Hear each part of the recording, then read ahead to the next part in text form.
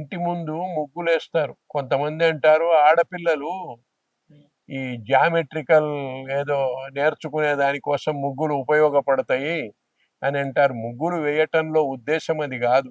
దేవుడు ఊరేగింపుకు వచ్చేటప్పుడు కూడా బజార్లలో నీళ్లు చల్లి ముగ్గులేస్తారు. దేవుడు ఊరేగింపుకు వస్తున్నాడే అంటే పుణ్యపురుషులు, మహాత్ములు, పెద్దవాళ్ళు మన ఇంటికి వచ్చేటప్పుడు ఇంటి ముందు ఏమీ లేకుండా ఉండకూడదు. ముగ్గేస్తే ఆ ముగ్గు మీద నుంచి మన ఇంట్లోకి రావాలి అన్న ఉద్దేశంతో ముగ్గులేస్తారు. దేవుణ్ణి పెట్టేటప్పుడు కూడా ఇంట్లో పీట కిందనో పీట పైననో ముగ్గు వేసి దేవుణ్ణో కలశాన్ని పెడతాం. కాబట్టి ముగ్గు వేసేది దేవతాహ్వానం కోసము ముగ్గు వేస్తాం. అంతేగాని ఆడపిల్లలు ఏదో నేర్చుకొని జామెట్రికల్ ఫంక్షన్స్ నేర్చుకుంటారన్నది అది తరువాత విషయం. ముగ్గు వేయటంలో ఇది ముఖ్యమైన విశేషం. ఇంకొకటి ఏంటంటే పితృకార్యాల రోజులలో ఇంటి ముందు ముగ్గులు వేయకూడదు. ముగ్గులు వేస్తే పితృదేవతలు వీళ్ళు దేవతలను ఆహ్వానిస్తున్నారు, మనల్ని ఆహ్వానించటం లేదు అన్న ఉద్దేశంతో పితృదేవతలు నిరాశాపరులై వెనక్కు తిరిగి వెళతారు. అందువల్ల ఆ రోజు అలంకరించకూడదు ఇంటిని ముగ్గులు వేసి. మన శరీరాన్ని కూడా అలంకరించుకోకూడదు ఆ రోజు. అందువల్ల ఆ రోజు పితృకార్యాల రోజు బొట్టు పెట్టుకోవటం కూడా ఉండదు. గంధపు బొట్టు కొంచెం పెట్టుకోవచ్చు నొసట, అంతేగాని విభూది పెట్టుకోవటం కూడా పనికిరాదు పితృకార్యాల రోజు. ఇంటి ముందు ముగ్గు కూడా వేయకూడదు. అంటే ముగ్గు వేసినట్లయితే దైవ కార్యం జరుగుతున్నదని అర్థం. ఇంకొకటి ఏంటంటే ఇంటి ముందు ముగ్గు వేయలేదు అంటే ఈరోజు వీళ్ళ ఇంట్లో పితృకార్యాలు ఏవో జరుగుతున్నాయి అని కూడా అర్థం. మన ప్రాచీన శైవ సాహిత్యాన్ని చూసినట్లయితే అందులో ఒక విషయం మనకు తెలుస్తుంది.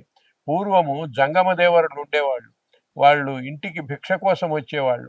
అట్లా భిక్ష కోసం వచ్చిన జంగమదేవరులను ముగ్గు మీద కూర్చోబెట్టి వాళ్లకు భిక్ష పెట్టినట్లుగా ఉన్నది. అంటే ముగ్గు వేసి ముగ్గు మీద కూర్చోబెట్టి దేవతతో సమానంగా వాళ్ళని ఆదరించి భిక్ష పెట్టడం అన్నమాట.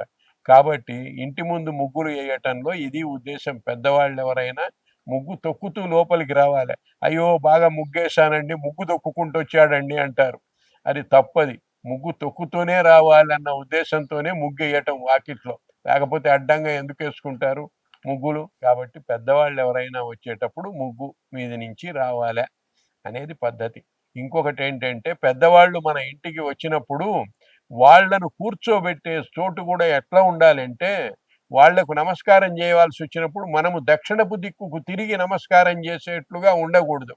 మనము దక్షిణపు దిక్కుకు తిరిగి చేసే నమస్కారం యముడికి చెందుతుంది, కానీ వాళ్లకు మనం ఎవరిని ఆశించి చేస్తున్నామో వాళ్లకు చెందదు.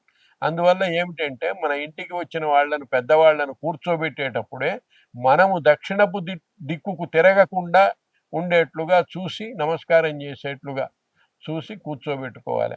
రామాయణంలో కూడా ఆంజనేయుడు లంకకు ప్రస్థానమై వెళుతూ తూర్పు వైపుకు తిరిగి నమస్కారం చేశాడే గాని దక్షిణపు వైపుకు నమస్కారం చేసి బయలుదేరలేదు. కాబట్టి దక్షిణపు దిశ వైపుకు తిరిగి నమస్కారం చేయటం కూడా పనికిరాదు. ఇది ముఖ్యమైన విషయాలు. ఇట్లాంటివి తెలుసుకోవాలి. మన సంప్రదాయం ఏంటి, ఆ సంప్రదాయంలో అంతరార్థం ఏంటి అనేది పెద్దల ద్వారా మనం తెలుసుకోవటం మంచిది. నమస్తే.